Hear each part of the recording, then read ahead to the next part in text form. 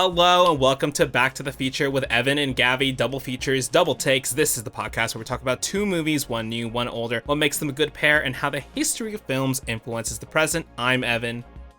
And I'm Gabby. And today we are discussing Wicked for Good and The Wizard of Oz. Two films set in the wonderful world of, you guessed it, Oz. Truly, there is no place like home. It's been a clock tick since we've covered some movie news, so let's dive in. The biggest news being that bids to buy Warner Brothers were due last week. Gabby, did you put your bid in? Yes, I bid 5 cents, 5 pennies that are no longer being made. So that's actually kind of a rare offer on the table. I think that they should consider it. Yeah, I just had one $2 coin, so I think you got me beat, I guess. Or $2 coin, $2 bill, whatever it is. We should have combined forces. We should have had a Back to the Feature offer for Warner Brothers. Yeah, a few coins in a dream. That's the platform we run on. Anyways, the three biggest bidders at the very least, the news is all around Netflix, Paramount, and Comcast Universal having put in some bids to buy Warner Brothers. You know, there's lots of people who are more informed on this topic, more well-researched, the business end a lot better than we do, that I'm sure have lots of thoughts about how this could play out. But I guess just from a pure kind of like, we're in the industry, we're adjacent to the industry, who's to say, right? But we're around, we live in the city. Gabby, what is the best case scenario for you out of these three potential buyers? That's a great question, because I feel like there is no good outcome for all of Hollywood. I mean, I think that the best case scenario is that Warner Brothers and HBO get split up into a TV and a film division. They split Warner Brothers and Discovery, so to speak, and that it is purchased by a platform that is committed to at least maintaining the theatrical experience for Warner Brothers. It would be a real shame not to. It's one of the oldest studios in existence, and to see it just kind of fold underneath the banner of Netflix or Paramount kind of seems like I still can't quite wrap my brain around it. To me, I guess, best case scenario would be Netflix buys it and splits them, but maybe, I guess, not Netflix. I don't want the Ellisons to win. So I don't know. Maybe I'd go underdog and say Comcast. The Ellisons just want to own everything, and I don't see them sticking to keep they currently are saying that they would keep the Paramount and Warner Brothers as separate entities, but I just don't trust that in my heart. I don't trust that word. But Netflix has said that they're open to keeping theatrical for the bigger tentpole Warner Brothers releases. I also don't know how much I believe that. So I just don't know that there is a great best case scenario, but I know you have some takes that you're ready to get off. So enlighten me, Evan. What is the best case scenario here? Yeah, I actually feel like I'm in a similar boat to you in the sense that I do think that Warner Brothers being bought by either Paramount or like Comcast Universal, it just feels like not a great move there, because it just is the Disney Fox thing all over again. I think this consolidation just means like there's just less movies to go around. Like I didn't even think about that, right? That like Fox was probably putting out more movies as Fox when it was by itself than being, owned by Disney. And so Fox is gone now. Once in a while you get a Fox Searchlight movie, but those are only reserved for, specific kind of prestige titles that they're trying to push for awards. Otherwise, everything is Disney. But there used to be, the banner of just a Fox movie, and that doesn't exist anymore. Or 20th Century Fox, but just, we don't have that anymore. Yeah, so that's why I think that, like, in a weird way, and maybe this is, like, just because, like, we came up, like, with Netflix in a sense, like, we grew up watching Netflix was like a big deal. Like that's how people were like caught up on Breaking Bad and watched The Office a billion times over. But I do think that if Netflix were to make a move as big as this, that and given all the kind of like observations we've had on the podcast about how they're kind of leaning into theatrical, it does seem like they're able to like use that as their like theatrical thing, you know, as and keep whatever the Netflix thing is like Netflix, right? I that's like the hope, but obviously, you know, I just don't Ted trust them. Sarandos is like wild, you know. He'll I do don't whatever. trust.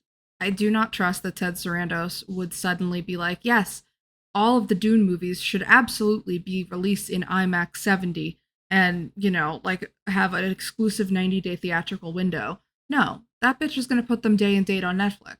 That's what's going to Yeah. happen. He's He'll going say to want more subscribers and he's going to like put it under the banner and make it a Netflix property. And Timothy mhm. Chalamet will do, 1,000 Netflix tie-ins and pop-ups, with a gun to his head someplace. It will not be a Marty Supreme situation. Oh boy. Yeah. So I guess, you know, we'll have to see. I mean, and I'm imagining there aren't any other major players in the mix. I feel like we may have heard about that. I don't think But so. yeah, it'll be interesting to see when this news like finally breaks.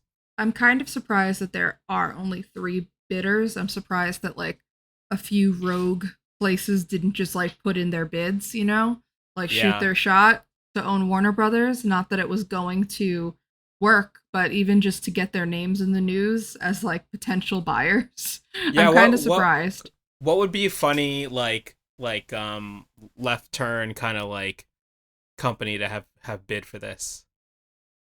Ooh, Um good question. Chase I Bank. feel like yeah, or like Revlon, like a cosmetics brand or something, trying Oh to yeah. buy. Yeah. Revlon Uh presents Dune Prophecy. Michelin, the Michelin Michelin tires. Man. Mm. How about Kirkland? Kirkland's finest Dune Prophecy. Ooh, Kirkland's good. Yeah, because I mean, there's Costco, Kirkland. tons of spice at Costco. So much spice at Costco. The spice aisle at Costco, if one of those pallets like falls over, I'll be coughing for a month. Like, The people handing out the samples just shrug, being like, "The spice ooh. must flow." All right. Well, let's get into talking about Wicked for Good. Gabby, how did you Yes. watch this latest movie in the Wicked franchise? Mm, I'm so glad you asked. We've been really anticipating this movie since we started doing this podcast. No, like Yeah, very that's true. much. This is one Gabby and I are kind of we not to spoil anything, but we were not fans of the first movie. And so We this was a are movie haters, this was a movie we haters, and knew proud. was on the horizon and we were like, well, we have to steel ourselves for this. We have to be ready. I think there's also a part of one of the previous podcast episodes where you're like, Evan, we have tickets, right? And I'm like, no, I don't have tickets yet. That definitely happened. But I, as a good citizen of Oz, had tickets for this. Like a month ago. I hmm specifically got them for an early like matinee on Monday because I knew that I would be leaving to go away for the holidays. So I did end up seeing a pretty early screening at the AMC Glendale on a Monday. Lots of families and kids at this screening. Thankfully, none of them were really singing. Thank you to those parents for controlling your children. I'm sure that you believe they're the next Ariana Grande, but I do not. So, did your movie start with the little rollout of hmm Ariana Grande and Cynthia Erivo hmm introducing the movie? Okay. That happened and there were 2 very cute little girls that like audibly were like, thank you, witches," in my screening. Oh I my thought that god, was very that's cute. so That was very cute. cute. Ugh, Holy. that was an adorable way to start the film. Yeah. Aw, How did that's you cute. see this movie? Oh, so you saw it in Dolby with good sound, huh? I Allegedly. did. It was incredibly loud. It was no, my screening was very, very sound forward. And it is a Okay. musical, so I guess that's good, but yeah. I was like Yeah. vibrating in my seat during No Good Deed. Okay, cool. Interesting. Cause I saw it and, got a shout out that in the history of this podcast, we've done 21, 22 episodes of this podcast so Ooh. far. During this podcast, AMC 16 in Burbank has gotten the XL Theater. As I always say, whenever I go to the XL Theater, absolutely shout out. It has saved my life every time. And by save my life, I mean there's still a decent seat opening night when I realize I still have to buy tickets for these stupid movies. And so Mm, I saw it at the XL Theater. It was a little bit further back than I normally sit, but it was a Thursday night preview, so it's quite packed. Lots of people wearing pink and green. Um, okay, so you were with the diehards. You were with the real fans. Yeah, yeah. And we had a lot of people saying thank you after Nicole Kidman came on. So I guess Oh, that okay. help works too. Not a single soul was reactive to the Nicole Kidman thing in my screening. Maybe she's more of an evening player, but the matinee Yeah. people were really not having her. They're like, we need the movie to start, They please. really did.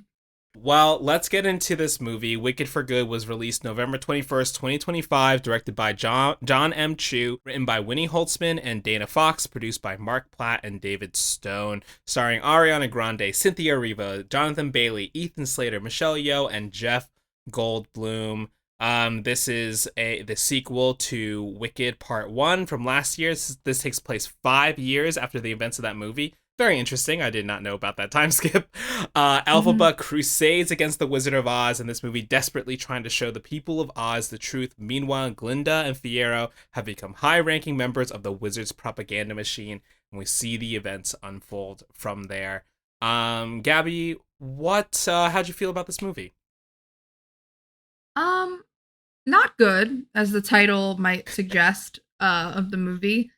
Do you think that they called it that because they wanted everyone to have to use the word good when they talked about it? I mean, it definitely makes the pull quotes easier if someone mangles their words a little Mm, bit. that's so true. I'm cynical enough to believe that that may have been a factor, but I don't know.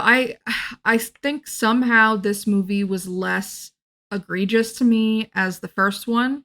I think that because the reason for that being though was just that I really didn't like the first one so much that I was prepared for this one. Like I was like, okay, it can't get that much worse. I've seen one of these. How like I saw it not in a preview screening, so I had already read the reviews. I knew what I was going into, and that critics and even like diehard fans were not like singing the praises of this movie. Mm-hmm. So I was ready. Like I think that my expectations were just at a place where I was not as disappointed or as actively angry as I was by the first Mm. movie. But that's not to say that I think this movie is good. I do think that it's not very good. I think it's long and stretched out. The story is very, very thin. And from my understanding, that is a common complaint about the second act of the musical. I think it's just a source material issue. I can say I have seen Wicked, the musical. I saw the original run of Wicked when I was like 12 years old. My cousin Vanessa took me to see it. Shout out. But I can tell you that with my full chest, I don't remember a single thing about the second half of Wicked. I don't. I don't even remember For Good. Like I don't even remember the song For Good. Like I couldn't tell you a single thing. So Yeah. I think it's just an issue of like the second half of the show is not as strong as the first half of the show. I mean, and I think that that's a thing that you could say about many musicals in a sense of that Yeah, like I'm definitely. I'm not like a big musical diehard as in terms of like knowing the history of musicals, right? But I do think that a common thing that happens in musicals is that usually the second act is very reflective of the first act, right? There's a lot of reprises of songs, there's a lot of using very similar themes musically. You can hear a little bit of that happening in the second part as well. But I think to your point, Gabby, like not remembering anything from the second half of Wicked is because all the fun stuff is in the first half. And in Yeah. Act Two of this musical, it's not as fun. Like, if anything, like I could not tell you a single song from part two, and I just watched this movie, right? All I could just say is like, I have been changed for the for good. That's it. That's the only Mm. song, right? And Good if it's song. They just, nailed that one. yeah, if it's They one sang that song shit out of the out. whole movie, this 2.5 hour movie or however long it was, I'm like, ugh, It's also not in the great. title, so that's kind of cheating. Um, Yes. Yeah. but Um. yeah, I don't Yeah. know. So. I think you're right. I think that in a lot of musicals, it's kind of like the second half of the musical, especially with those reprisals, it's like just hammering home the point of the first Yeah. half. It's a lot of just kind of re reinstating the theme and the plot and Mm-hmm. wrapping everything up in like a nice tidy bow. And with this musical, I think that they have a little bit of a more of a burden, so to speak, because of the original source material that comes with the Wizard of Oz, and they clearly, feel a need in the musical, but more so in the movie. And I think that this is partially because John M. Chu has just cited The Wizard of Oz as a huge inspiration to him as a filmmaker, but they Mm-hmm. feel more compelled to tie in more elements of The Wizard of Oz. And I personally didn't love that. I know that it's part of the musical, but I think that they really kind of extended the metaphors and the Easter eggs and all of that in the movie, and I just found it a little bit grating. I almost wish they went like harder in a certain sense, but we can talk about that in a little bit more in detail. For me, just to kind of like be very straight up about it, like I don't have any relationship to the musical. I had a really bad reaction to the first film, and apologies to if you used to watch me on the break room and I said I really liked the movie. I really didn't like the movie, so no, I think specifically with the break room though, I felt like I knew everyone at there really loved that first movie, and I wanted to be pretty easy on it. But I wasn't a big fan of the first one. I found it very frustrating, and I think similar to you, like I mean, I watched the movie opening night, but I did read a lot of, or at least see the headlines for a lot of reviews. I saw a lot of critics saying like this movie is not good. Um, and I was like, interesting. And I think that made me just like put me in a bad headspace to watch the movie. I wasn't very like welcoming of it. And I think I just like sat there, was very upset for a long time. And it was just like, oh, this movie is very frustrating to me. And yeah, I just, Oh, but we're not it's kind alone. of a I mean, bummer.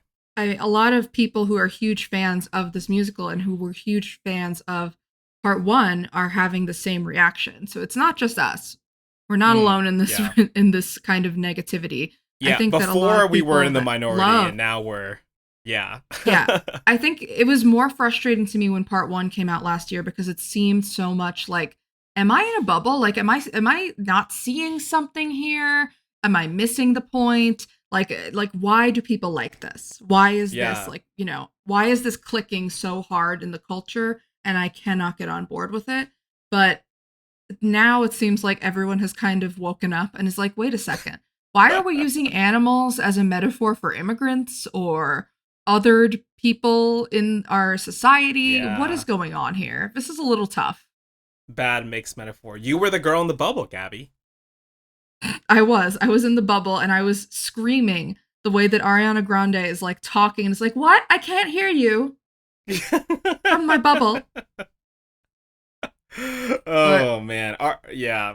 So some of the things I guess I wanted to talk about was just like, I mean, just to start, we had touched on the music thing a little bit, and I think this has been said by other critics already, but like this is a musical movie that doesn't really have like a musical showstopper in a sense, right? I mean, the No Good no. Deed, right, is I think supposed to be that big set piece, but personally, I found it really hard to connect to in that moment because it comes from such a place of anger, and it's also like not a very catchy song, at least to me. I don't know. Maybe how do you feel? How did you feel about that midpoint in the movie?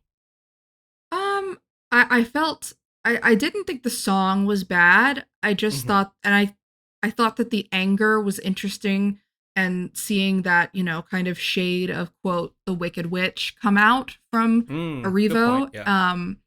I thought it was interesting. What didn't click with me was that that song is about Fierro and her love for Fierro, and how he's in danger because of her, and he's like being killed at that moment because of her. And, she feels this guilt and all of that. But I just don't think that there's like a real connection between those two characters until like two scenes before No Good Deed. So, Yeah. like it's very hard for me to buy the emotional connection between them.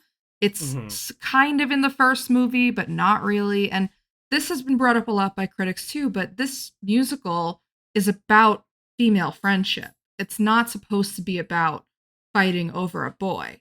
So, that whole part of it being lengthened out in the movie also kind of bummed me out. Like I was like, okay, so now we're fighting over a guy? I don't really get it. Um Mm-hmm. and then yeah, like Erivo and Jonathan Bailey have uh like one scene where it's heavily implied that they hook up in a PG movie. And we can talk about the sex cardigan. We're going to have to talk about the sex cardigan. But I just didn't think that was enough of like an emotional anchor to Mm-hmm. make me feel compelled by that no good deed as a showstopper. What I do think is supposed to be the showstopper in this movie is actually For Good. The song at the Mm-hmm. end with her and Ariana Grande, that is supposed to be the reflection back to their duet in Defying Gravity in part one. Mm-hmm. But I think you just don't get the same punch out of it because it's such a soft and emotional Yeah. song. And again, I think we both are on the same page of really liking that song and that performance as Yes. well. I did, a review of this on the break room. Actually, guest went back and guest, You went hosted back for to the your day. roots. Going back to my roots. You went back to your And roots. yeah, I'll say that like there's a handful of things that I do really like about this movie, and one of them is Ariana Grande's performance in that moment. I mean, Ariana Grande and Cynthia Erivo both really great consistently through this movie. I think the characters and the script is what needs work, but Jonathan Bailey too. I think Jonathan Bailey is good. yeah, yeah. Innocent. But specifically when Ariana Grande turns, as Glinda, she turns and towards the beginning of that number, and you can see the lights reflecting on her face because she's crying so much. She's kind of like almost ugly crying, but like not in like we don't see her like chest sobbing, but like Right. her She's face just is tearing up. so wet. It's crazy. And I was just like, "Oh my god, like this is like some real emotion coming out of her that I haven't seen in a long time." I think all the actors are really great in this, and especially in For Good, I think that's such a powerful number, and it did really work on me. Like I still teared up, and I thought it was really emotional, and I just wish Of that the course. I'm rest not of made of the stone. movie. Well, speak for yourself. Um, I'm a modern day Tin Man. Nessa Rose turned me to stone. I have Nessa Rose blocked on Facebook.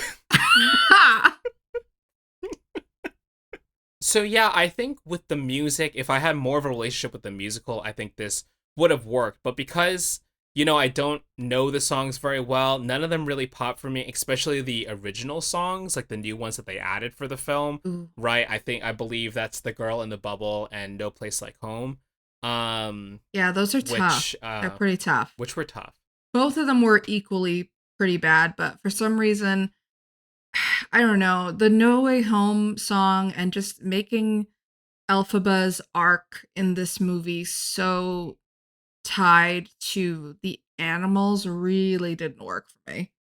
Like that scene it's kind of like it looks like a Noah's Ark, like a Veggie Tales Noah's Ark Yes. movie Yeah. where like they're all going underground to the Animal Underground Railroad or something, I don't know, to the place beyond Oz, which we don't hear about until we just then, and then we have The to place remember beyond that Oz, you because mean Arrakis? yeah, Arrakis. That's what's beyond Oz. That is where Elphaba and Fiyero will live happily ever after. Um, I'm glad she got to spend the night with Jonathan Bailey once in his human form because I'm pretty sure scarecrows don't have genitals. Um, good luck. Good Well, luck, it's girl. kind of like it's like this and then this and then this, right? For Yeah, the what is that? visual Shape heads. of Water Shape of territory water, here. yeah. Yeah. Yeah, I mean, it's really cool that Cynthia is the Lisan Al Gaib, you know?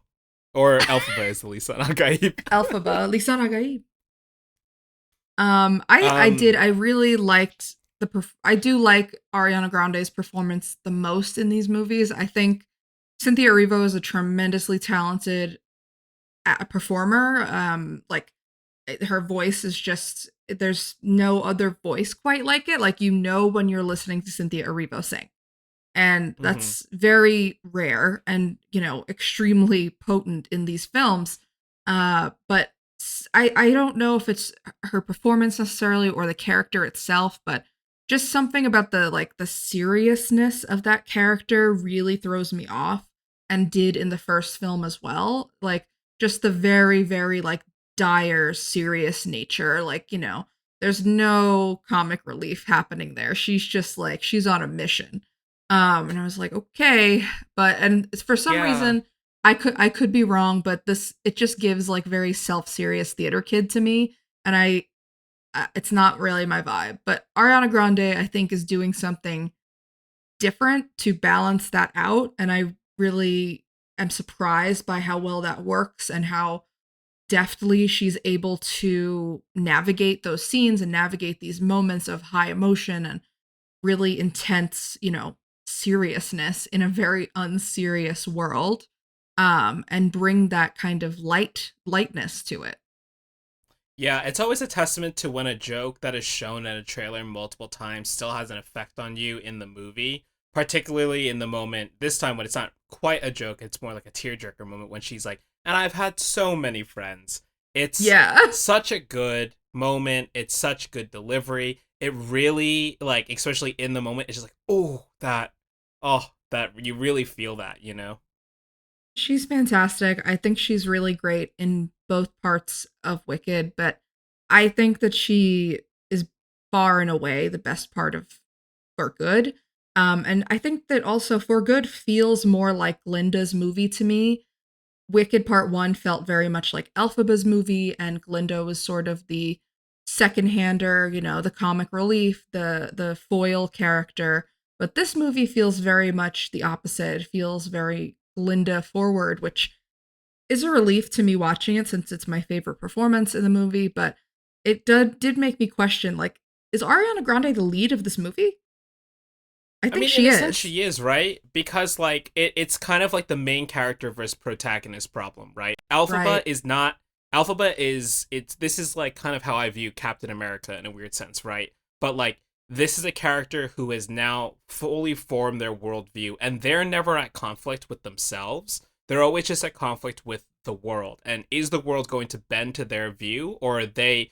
Or how do they continue to commit to themselves, right? And there's never any question in that, so to speak, right? Mhm. There is a moment in this that, I mean, she's a little bit more valuable than Captain America. I mean, who among us, you know? But I do think that, like, she is so set, and, like, you can clearly tell her path, right? Chart her path throughout this Oh yeah, movie. very clear. And whereas Glinda is obviously changed for good, right? Like, we literally see that it actually happens. She can read the Grimoire by the end of this. Yes, the all important Grimory. Yeah. I was really waiting on, edge of my seat. Who's gonna read the Grimoire, you know? I forgot that that existed until they brought it back. Until Cynthia Erivo was like writhing over it, like na na na na na. Na. I was like, okay. Um, but I think she's the lead of this movie, and I mean, not that it's a huge deal, but I guess it kind of I think they should swap them in like how they're billing this and how they are campaigning these performers, especially for awards coming up, for the Oscars, for yeah, award season stuff. They're still campaigning her and supporting, and I think she has a real shot. Grande does to even to win Best Supporting Actress at Yeah. the Oscars at this moment. She feels like the front runner. Everyone really loved her in part one, and part two kind of just seals the deal.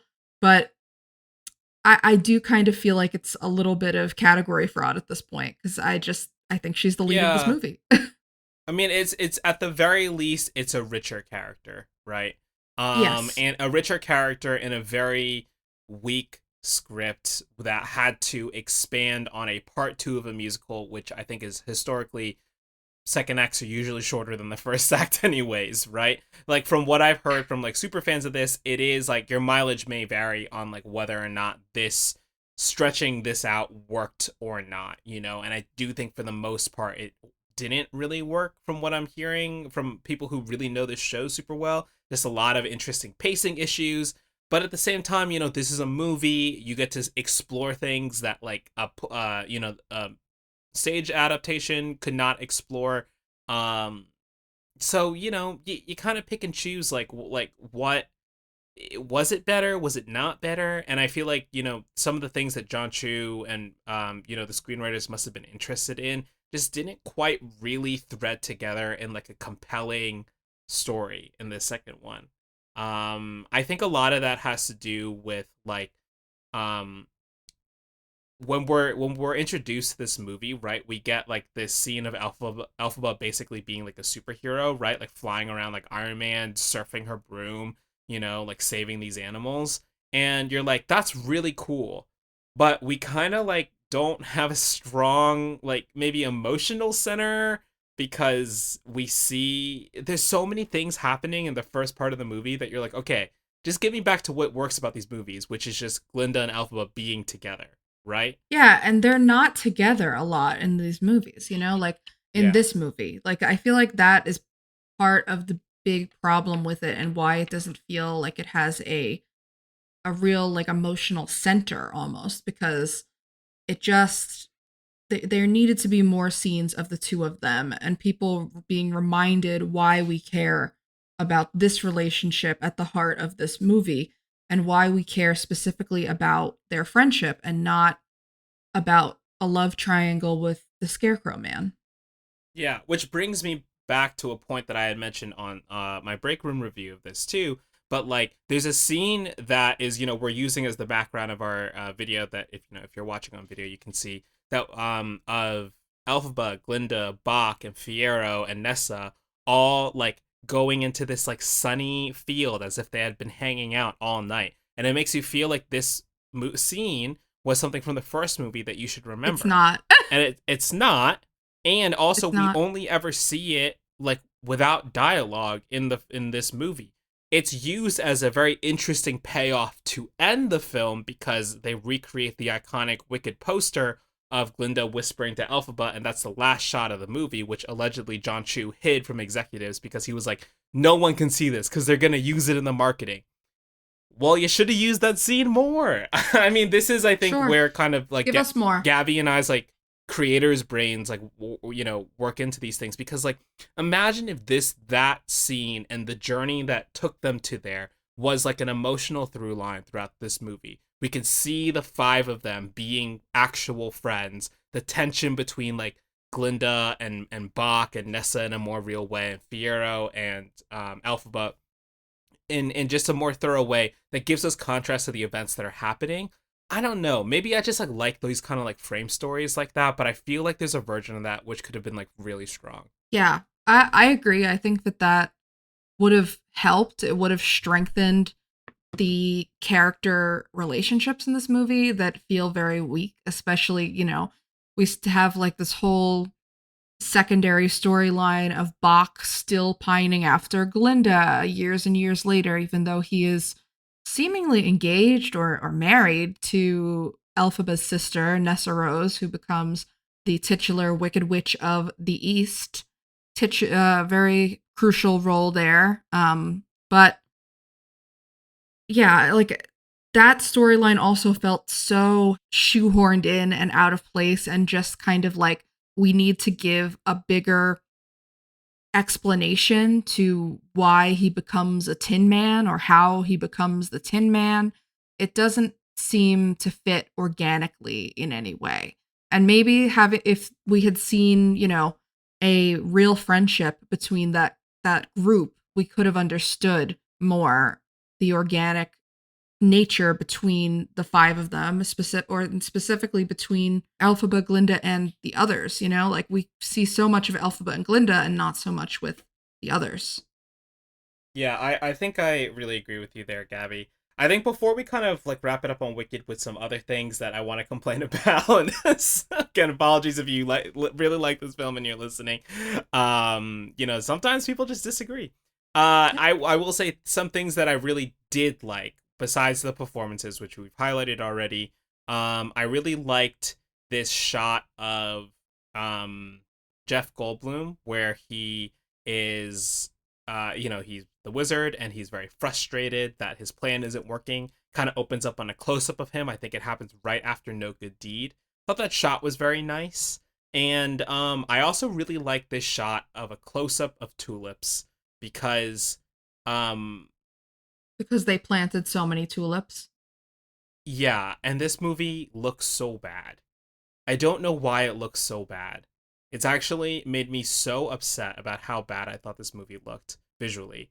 That when you see the Well, tulips, let's it's let's this. specify real quick. We don't when we say that, we're not talking about the production design, the costumes, anything to Yeah, do with that nature. We're yeah, talking more about the lighting and the effects. Just to be yes, clear.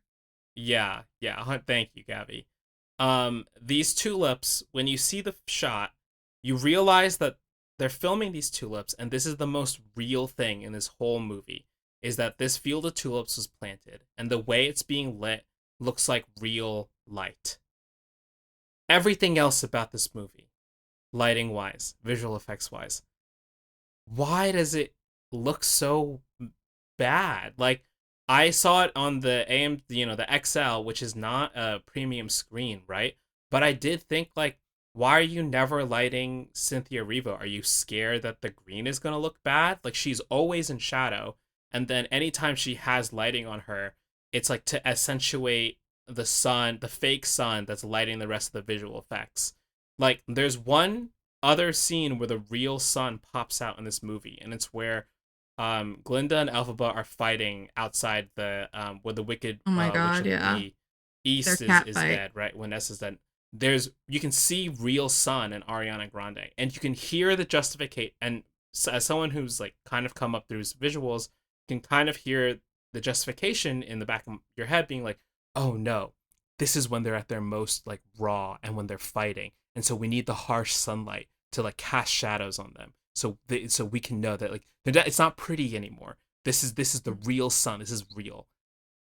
Not to say that that's what the justification is, right? But it was incredibly frustrating to watch a movie with so much money that had so many craftspeople to put so much care into putting things on screen, have it totally flattened out in the post production process, and to have the visual effects look as like weird as they did. Because I think we're entering this weird realm. I mean, this is not a new take, right? Like Marvel movies have looked like this for a while now, but there's this CGI kind of gloop that's happening and this sheen that has to be put onto everything to make it all look more natural.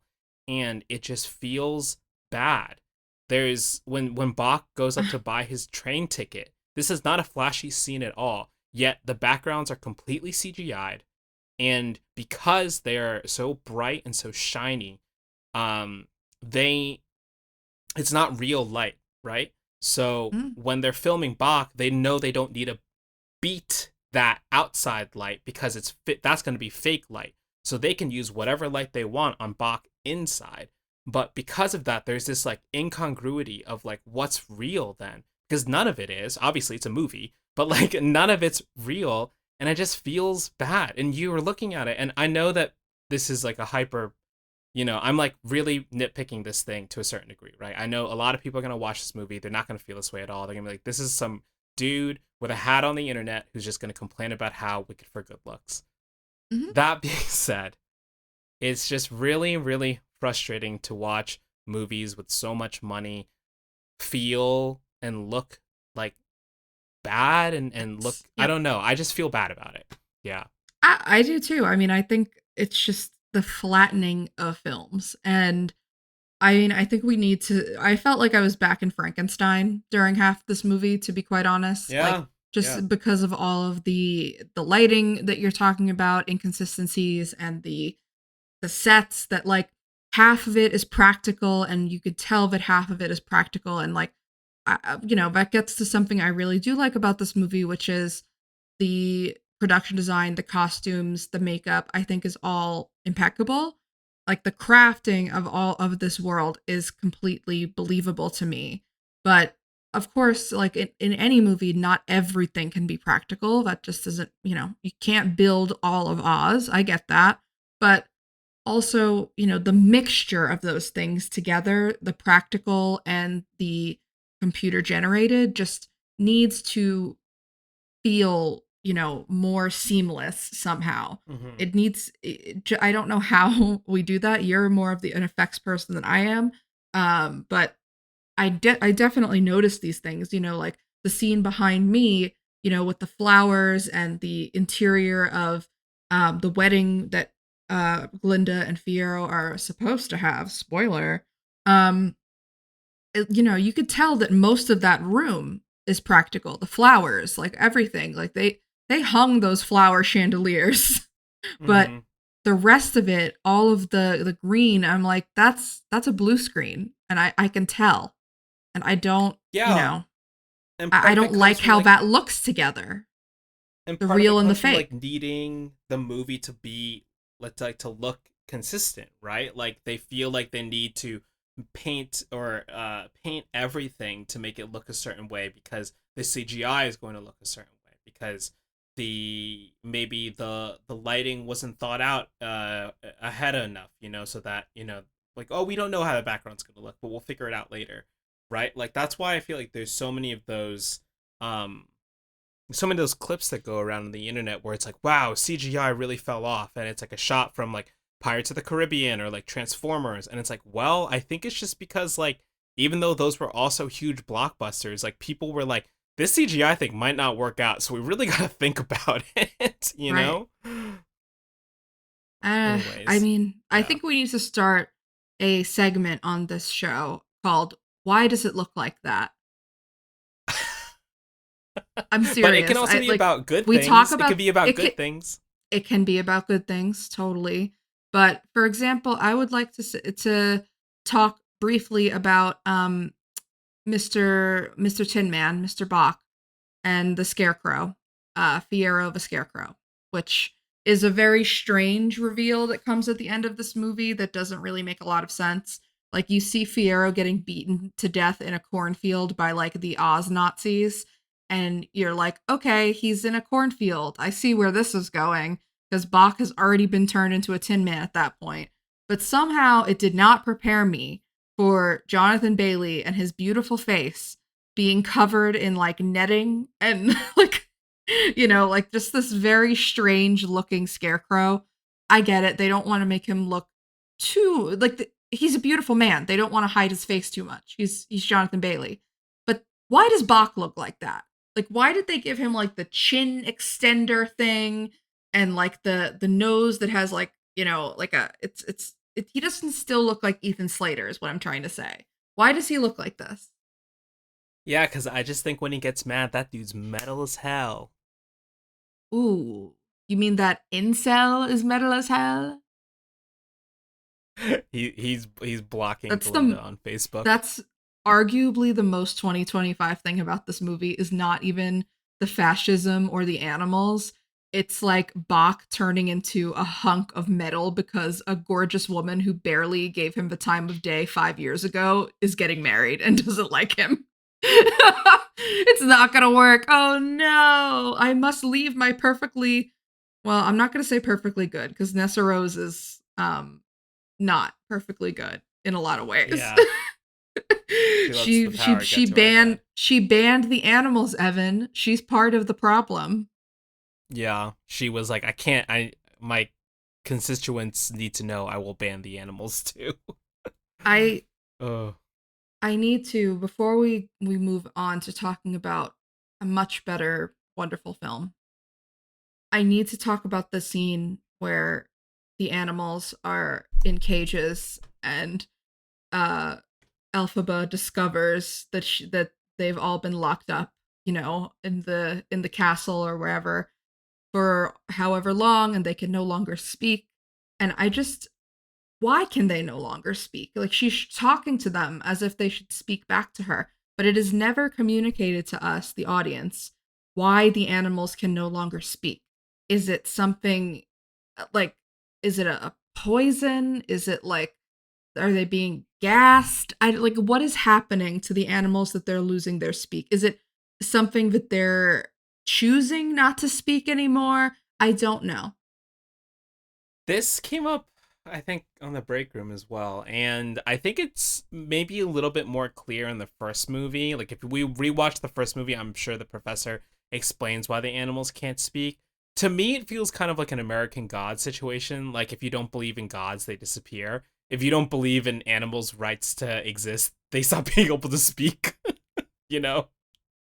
This movie makes me hate animals, and I don't want to hate animals, you know? Like, this movie You have a makes me one of dog. them. I do. I love her very much, but I don't need her to speak either. But also, I'm sorry, one more thing. One more huge gaping plot hole that I need to address is okay, the first movie sets this up, right? It's one of the first scenes that we see is that Elphaba's mother, who is a witch, a magical person, is clearly having an affair with who is very clearly the wizard in the first film. And so Elphaba's father hates her because he kind of knows that she's not his child. She's born green because of this elixir that the wizard was drinking, I guess, when she was conceived. I don't know how that works, but okay, sure. And then in the second movie, there are multiple scenes that Elphaba has with the wizard. There are, and like they're face to face, and we're led to believe that the wizard does not know that Elphaba is his child, but we also don't learn as the audience. We don't get confirmation until after Elphaba has, quote unquote, melted, and Glinda has to go and like march up to the wizard and be like, she was yours this whole time. She's a child of both worlds, so she's so powerful. And he has this like broken look on his face. And I'm like, so wait a second. We, the audience, know that maybe Elphaba is still alive, sure, but Glinda thinks she's dead. And I think some of the audience at this time point, if they don't know the musical, might also think she's dead. So are we just supposed to believe that she never figured out that the wizard was her father? Never? Oh, that's a good Like point. we never get that resolution. We never get the Star Wars moment of like, you're my father, like, or something like that. And I know Cynthia would have eaten that scene up. She would eat that up. And so why do we get no moment of that? That is such a good point. I hadn't thought about that. That is like the biggest, like, there's a I lot of I will say screenwriting maybe it's sins in this because. movie, but that's the Mhm. biggest, like, screenwriter sin in this film is that I'm just like, you have planted this so heavily throughout a whole other movie and this movie. And now we get no resolution with the character that it impacts the most. I mean, Doesn't I make will sense. say I don't think Alphaba cares. I think the wizard cares more about having a family than Alphaba does. Alphaba, I think, has made peace with the fact a long time ago that her father hates her. And she really, I think, right, she wanted to meet the wizard because he could maybe like make her not green, right? Like, or something that was like her dream growing up. And then she met the wizard and was like, you know what? Fuck this guy. I'm on my own path and I'm gonna save the animals. But to I your point, guess. it is I a don't big know. miss. It just would have been all the more compelling to hear her like or to have her grapple with the fact that she quite literally comes from this man. Like he is, like she can still hate him. I don't care. Like she can still be anti-wizard, but I feel like it would make it so much more like viscerally personal if she knew that this is her father doing all of this. That's true. Yeah. Just food for Yeah. thought, just like when they inevitably expand the Wicked franchise world, maybe we can get some moment like that, but it will have been too late. It will be too late. I'm trying to see if I can do The my time best was like Jeff here. Goldblum. What is like Jeff Goldblum doing it is like, well, Alphaba, I am your father. I'm trying to think like Yeah, I mean, talking about expanding, right? I think this is our last point here, but they are, allegedly talking about expanding with more films in the Wicked universe, so to speak. I don't want to get too much into that. The only question I'll pose is, if they do this, is the next film a bigger or smaller flop than Joker 2? Ooh, I think smaller. I think that the diehards would still go. Joker lost like Yeah, everybody. They lost that's even true. the diehards. They lost because the Yeah. diehards for Joker were just never going to be sold on going to see a musical. But musical people will show up no matter what, though. They are a core group. So I don't know. I'm not sure where they go from here. I feel like they could do a Glinda movie if Ariana Grande wants to keep doing Glinda.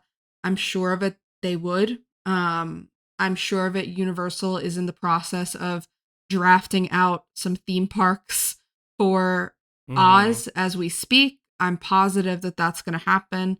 But there are also other books in this series. It's not That's just true. Yeah. the Wicked book. Like there are other books. There's a book that follows the son of Elphaba and Fiero. There's a book only about Glinda and her like years, but more I think as a child, which we did get an allusion to via flashback in this movie. So it could look like a lot of things, but I definitely don't think that they're gonna stop here, even if this movie is not as warmly received as Yeah. its predecessor, because it still is May- making a lot of money. Maybe A Day in the Life of Dillamond? Ooh, that I will not see. You could not drag me there. No, gun to my head, you can't make me watch a movie about Dr. Dillamond. Oh my god, wait. Oh my god, I got it. It's Bach still as the Tin Man. It's Joker, but with Bach. Joker, That's but with it. Bach. That's what's gonna Okay, happen. Cause he's still Tin Man. So he's he's gonna still be Tin like, Man. they never healed me and Glinda will never do it. And then he's gonna go on a talk show and he'll be like, when you He's gonna introduced start a me? podcast. Yeah.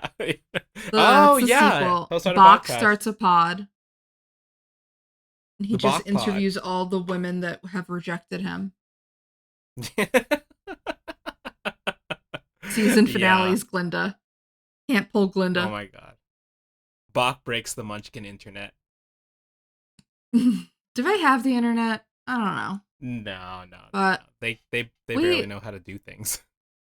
it's very true. But what else is true is that we cannot talk about this the expansion into the world of Oz without talking about the film that started it all. So let's take a little break and come back and talk about The Wizard of Oz. The Wizard of We're back. Oz. We're back. Let's talk about the movie that started this mess, Evan. The Wizard of Oz premiered August 25th, 1939, released by MGM Studios, directed by Victor Fleming, written by Noel Langley, Florence Ryerson, and Edgar Allan Wolfe, produced by Mervyn LeRoy, starring the Judy Garland, Ray Bolger, Jack Haley, Burt Lair, Frank Morgan, Billy Burke, and Margaret Hamilton as the OG Wicked Witch of the West. This film is iconic. Don't you think, Evan?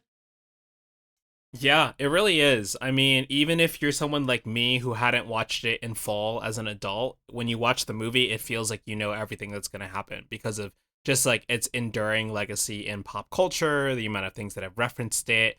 It is like quite astounding how many iconic quotes are from this movie, right? Obviously, this film Mm-hmm. is, one the first film in color, right? Used three strip Technicolor. People love the score and the characters. Huge critical success, nominated for 5 Academy Awards, including Best Picture, Best Original Song for Over the Rainbow, Best Original Score, and an Academy Juvenile Award was presented to Judy Garland. Ooh, you think they're gonna break those out again and give one to the kid from Weapons? I fucking wish. That was an amazing kid performance. We need to bring back the Academy Child Award. I'm firm on that ground. Yeah. Um and This movie used to be broadcast every single Thanksgiving on CBS, which is interesting. I do remember watching it that way as a kid, but I didn't realize that it had been going on for so long, even before much, way before we were born. Um, and because of that, and the enduring legacy of it, as you mentioned, according to the National Film Registry, this is the most seen film in cinema history. Can you believe that? Yeah, it's pretty crazy. I was trying to remember how I first had seen it as a kid, because I know I hadn't seen the whole thing, and if I did, I didn't remember all of it just like prior to the viewing, right? But it must have been on Thanksgiving. It must have just like it must have Hmm. been on the TV, and you just watch it, which is No, it crazy. was it Yeah. was on without fail. It was on every Thanksgiving, and it always came on. I think right after the parade, so it would be on like in our house. Yeah, And yeah. um, but in case you live under a rock and you have not seen The Wizard of Oz, do it. Do that if you're watching Wicked and you haven't seen The Wizard of Oz. Like I have a lot of problems with you and your cinema taste.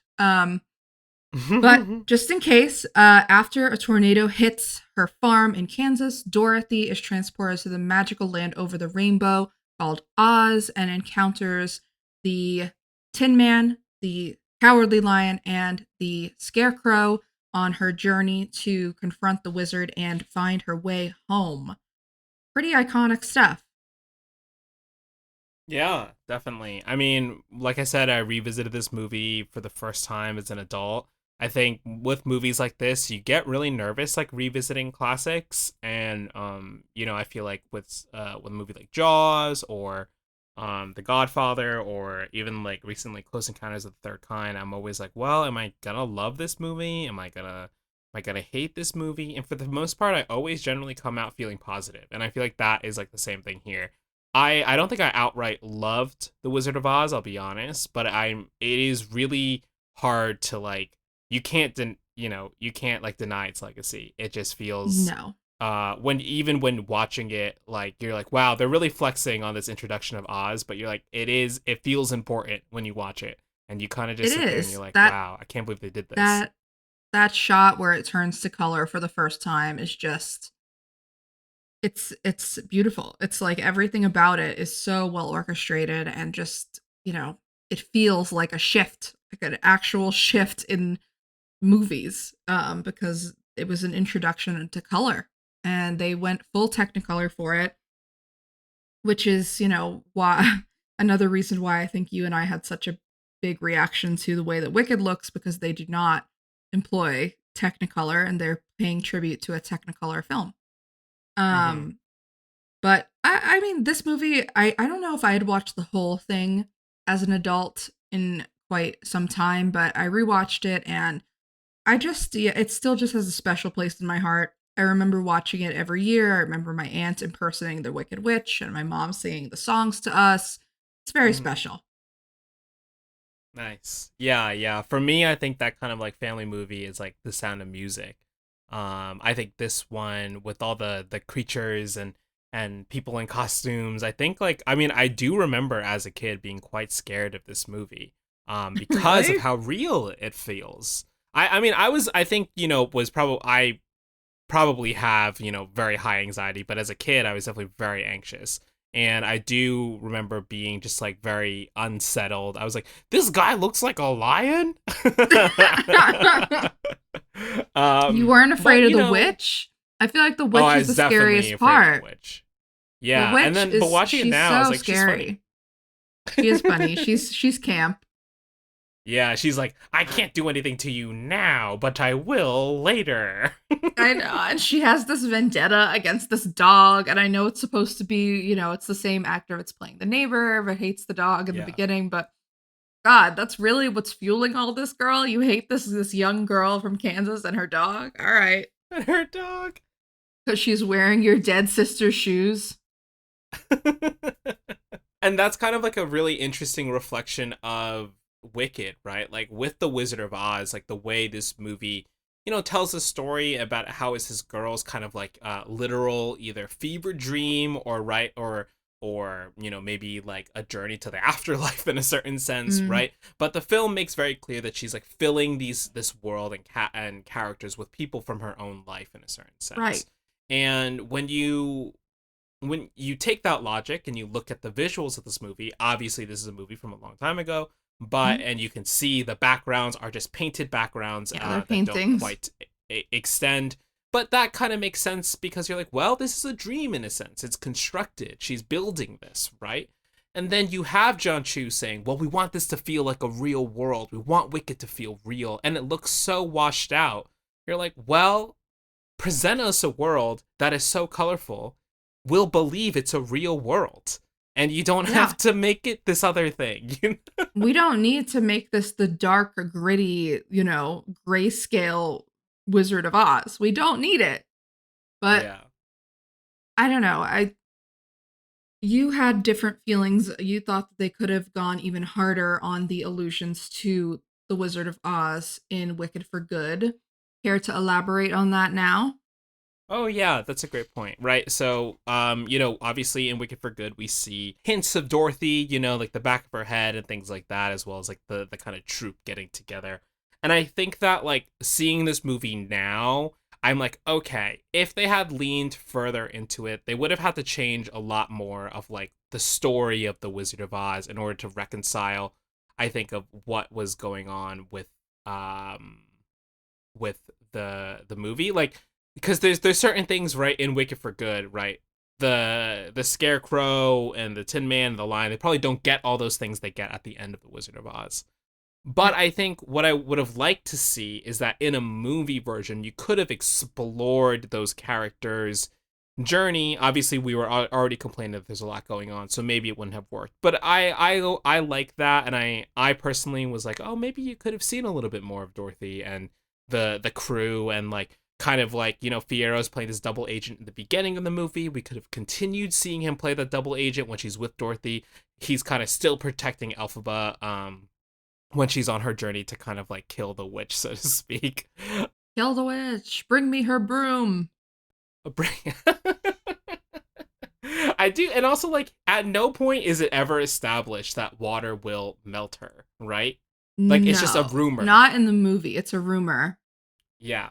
So it's really funny that like even Glinda doesn't like think that it's that like that's fake. Like it's so funny to me. It's like, oh no, my best friend got melted by water. Girl, So goofy. I don't know. How smart is Glinda? I mean, we'll That's true. figure. I don't know. That's true. Seeing this movie, I am like, okay, maybe you're right, Gabby. Maybe we should have seen even less of Dorothy. Just Yes, like I now think. having this so recent. Yeah. I mean, well, we don't see Dorothy's face at all in Wicked for Good. It's we see the back of her, we see her walking, we see her shadow, but which I thought that the shadow thing was kind of clever, but I just think that yeah, Wicked is best enjoyed when it is separated kind of from the actual Wizard of Oz tale. When it's just this origin story, I find it a lot more believable and a lot more easy to buy into the world a little bit more, you know? Like once you bring in these core characters that are so iconic to, the film canon and to culture, pop culture, everything, I feel like you're kind of playing with fire. Like you're kind of if you there's no right way to do it. Like nobody is going to come at you and be like, "Wow, you did this absolutely perfectly," because you can't. Like you can't do Mm-hmm. it again. I just think you're kind of yeah, like there's no good outcome to me. Yeah. No, So it's a just great don't do point. And it. it just don't do it. Yeah, they But have to be viewed I in know that they're isolation. part I know that they are part of the musical, but I think they're a much smaller part of the musical. Like it's all kind of just happening in the background, you know? It's not of the Glinda Alphaba stuff. It's not as, from my understanding, it's not as on Front Street as it is here. Yeah, because then the stories don't really mesh very well, I guess. Like Dorothy's whole like thing. I don't know. I guess it's still like there's no No. place like home, but like that was also an addition to this movie. So yeah, I don't know. Yeah. I did think that Some really interesting stuff. Glinda's scenes were funny when she was like that annoying girl and her dog. I mean, to be fair, she's kind of annoying. She is kind of annoying, but whatever. Hero's journey. It is. I Let's was gonna do a joke letterbox review and say like the Wizard of Oz is about the four most annoying people you know asking for things they already have, but I was like, no, that's too disrespectful. Disrespect. We have talked about it a little bit already, but there are some, we're talking about it now, the recurring characters that are in this world. Mm-hmm.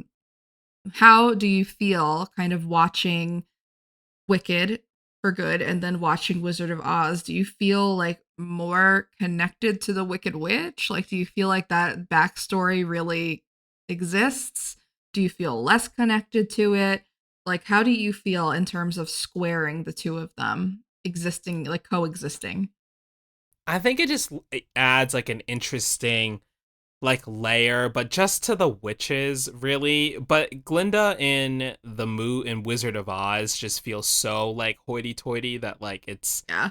I don't know. Like I appreciated the dynamic they had in Wicked for Good more than and then it doesn't really you can't really square that circle in Wizard of Oz, you know. Yeah. It adds interesting meta layers, but I think that's why Wicked is best consumed after seeing the Wizard of Oz and not kind of like this vice, not the other way around. I mean, I totally agree, but we're preparing to enter a world now where like small children have seen Wicked and they haven't seen the Wizard of Oz. So Yeah, something that personally would bother me is like if that's true. from my future child comes up to me and is like has seen Wicked somehow. I don't know how. I won't let them. But if they come up to me and they're like, "Look, mom, it's Fiero," when they're pointing at the scarecrow, I'm gonna be like, "What are you talking about?" Or like, "It's Elphaba," and I'm like, "No, no, no, no. Pause, pause. These are all people from Dorothy's life on her farm. This is, it's all a metaphor, my child." Like, we are entering that world where like kids are going to see Yeah. Wicked before they see Wizard of Oz. And I think that that's crazy, but I don't know. Like, I wonder how that is going to impact like the legacy of both of these properties. And I I mean, mean, the how craziest thing they could do is make a new Wizard of Oz movie, but set in the world of Wicked, it's not, no, don't right? speak that into the world, Evan. Do not I think that's speak what they're it. gonna do. That's what they're gonna do. Oh my No, they're god. not. They can't I do can't that. believe it. No, I can't believe it. That's what they're gonna do. they can't do that. I don't even think John M. Chu would do that. And he's made some weird choices. Wicked, Dorothy's Tale. Come on, Coming, it's there. coming They're gonna do it. 2029. The That's WCU is not what I here. want. Ugh, this is so upsetting to me now. It's a real bummer right before Thanksgiving. Ugh. Well, at least we rewatched this movie before Thanksgiving. That's Like at true. least we kind of put it back in its place, in its tradition. Why Mm-hmm. how about we do something good out of all this Wicked craze and we just start broadcasting The Wizard of Oz on Thanksgiving again? I don't think they do it anymore. Yeah, it's because HBO Max wants you to sign up. Yeah, just let them broadcast it. It's not a big deal. Let them broadcast. All right, well, before we wrap it up here, let's talk about some other links that we were thinking about. This was a really interesting one because we went back and forth for a while on whether we wanted to pair this with another like film that had to do a part 2 type thing, right? Like a Breaking Dawn part 2 or a like Deathly Hollows part 2. Um the final Hunger Games movie, right? That was a part 2. Mm-hmm. Part two. I mean, Yeah. I think that the best pairing for this movie, other than The Wizard of Oz, I mean, I think that we were not going to do The Wizard of Oz at first. We were like, oh, is that too easy? And then we saw the movie at both of us, and you were like, should I watch one of these other choices that we had? And I said, actually, I think we should go back to Wizard of Oz. But I actually think that other than that, my choice probably would have been Deathly Hallows Part 2 because I feel like it's similarly kind of like a little sloppy, but like, but wrapping everything up kind of, in a way that maybe is dragging stuff out and feels very much like a part 2, like it doesn't feel like its Mm, own thing. So I thought that that would have been an interesting thing to talk about is like movies that are kind of split in half. Um but that would have been a crazy amount of prep work for Evan because he's not caught up on the Harry Potter movies. When was the last I time you bought watched the the Harry Potter last movies? high school maybe. I have Mm. after I fell asleep during the sixth film at a midnight screening, which was my The most, which sixth film? started. Yeah, it started I my like the trend of sixth falling film. asleep during. Well, no, it was a midnight screening, and I was jet Oh, lagged. I was in okay. California for the first time, Oh. so I fell asleep, and it was started my trend of falling asleep during movies, which I hate, and I'm very And you embarrassed about, but I'm maintain very to this day? confident talking about. Yep.